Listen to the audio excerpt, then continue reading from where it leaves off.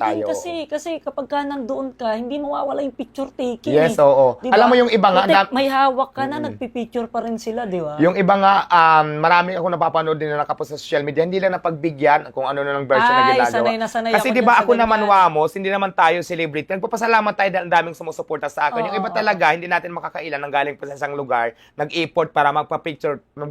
Pero Oo. ako kasi, nagninegosyo ako, hindi naman pwedeng maghapon na lang tayo nakaharap sa mga vlogger, picture. nakaharap sa magpapapicture sa Oo, dami-dami ng tao. Paano nga naman yung negosyo mo? Yan, yun yung gusto ko ipaintindi sa kanila. Hindi naman sa pagmamaldita, hindi naman sa lumakay na yung ulo, hindi naman dahil nagkapira lang. Ganun Oo, kasing pinapalabas kasi nila eh. Dito kasi sa atin, yung ibang mga tao, hindi ko naman nila lahat.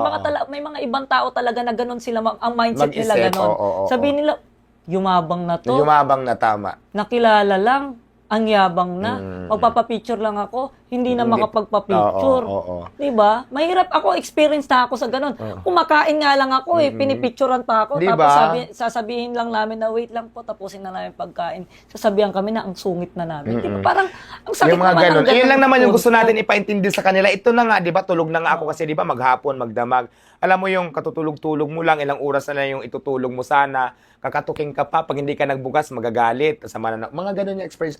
Lalo na sa ngayon, dahil yung tulugan ko malapit lang sa tindahan ko, alam nila nandiyan ako natutulog. So, ang hirap. Pero sana naman, yun lang naman yung pinapaintindi natin sa kanila. Hindi na